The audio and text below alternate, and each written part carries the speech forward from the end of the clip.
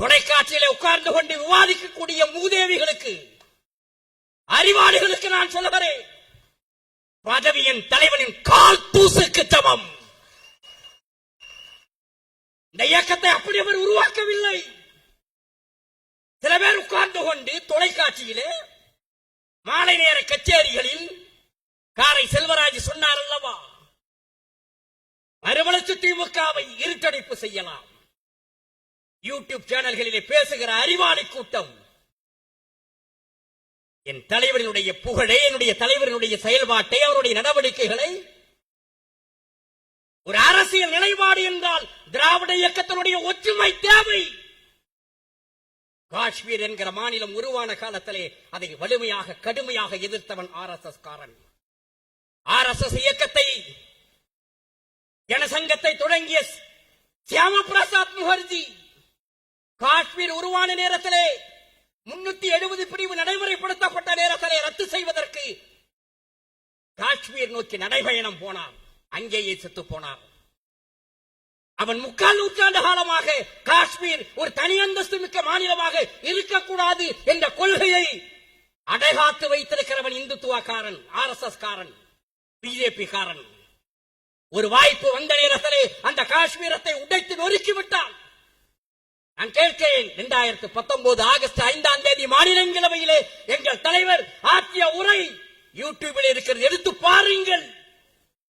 இந்திய உபகண்டத்திலே எந்த மாநில கட்சி தலைவரும் என் தலைவன் வைகோவை போல காஷ்மீருக்காக அங்கே முழக்கமிடவில்லை. ஏன்? காஷ்மீர் ஒரு தனி தேசிய இனம். நம்மை போல நாம் தமிழ் தேசிய இனம். அதைத்தான் அண்ணா சொன்னார். இந்தியா என்பது வேற்றுமையில் ஒற்றுமை கொண்ட கண்டி. இந்த நாடு ஒரு துணை கண்டம், பல தேசிய இனங்களின் கூட்டமைப்பு இந்தியா. இது ஒருவனுக்கு சொந்தமல்ல, ஒரு மொழி பேசக்கூடியவனுக்கு சொந்தமல்ல, ஒரு சித்தாந்தத்துக்கு சொந்தமல்ல. எனவேதான் காஷ்மீர் பிரச்சனை வெடித்த நேரத்தில் அதற்கு பிறகுதான் என் தலைவருக்கு உடல்நிலை சரியில்லாமல் போனது. ஒரு லட்சியத்தை, ஒரு கொள்கையை இதயத்தின் அடிவாரத்திலிருந்து எடுத்து வைக்கின்ற மகத்தான கொள்கைவாதியை, லட்சியவாதியை நாங்கள் தலைவராக பெற்றிருக்கிறோம். நான் சொன்ன வந்தது தோழர்களே, காஷ்மீரை பிடிப்பதற்கு, காஷ்மீரை ஒழித்து கட்டுவதற்கு அவன் அது உருவான 51ஆம் ஆண்டிலிருந்து அடைகாத்து வைத்திருந்தான்.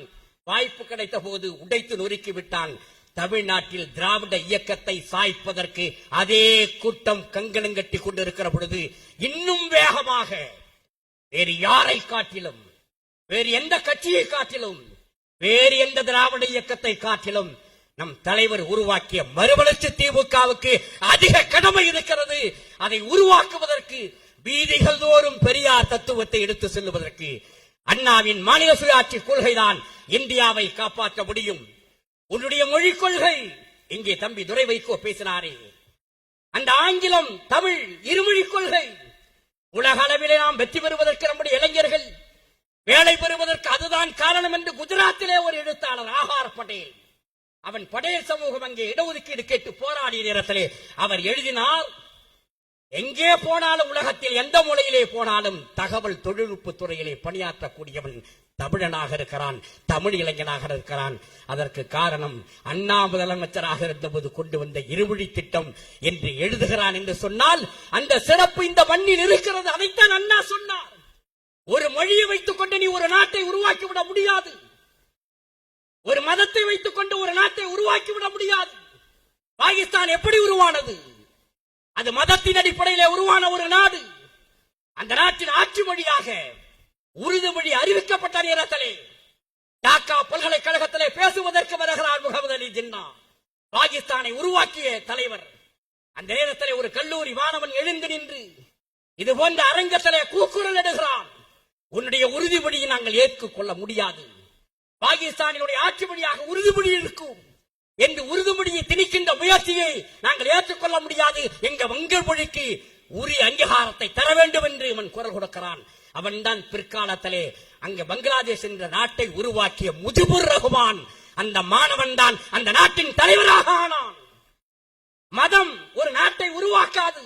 கிழக்கு பாகிஸ்தான், மேற்கு பாகிஸ்தான் என்ற நேரத்திலே மதத்தின் அடிப்படையில் உருவான ஒரு நாடு, மொழியின் அடிப்படையிலே நாங்கள் வங்க மொழி பேசக்கூடியவர்கள், வங்காளிகள் என்று பிரிந்தது என்று சொன்னால் இந்த நாட்டை மதத்தின் பெயராலே ஒற்றுமைப்படுத்த முடியாது.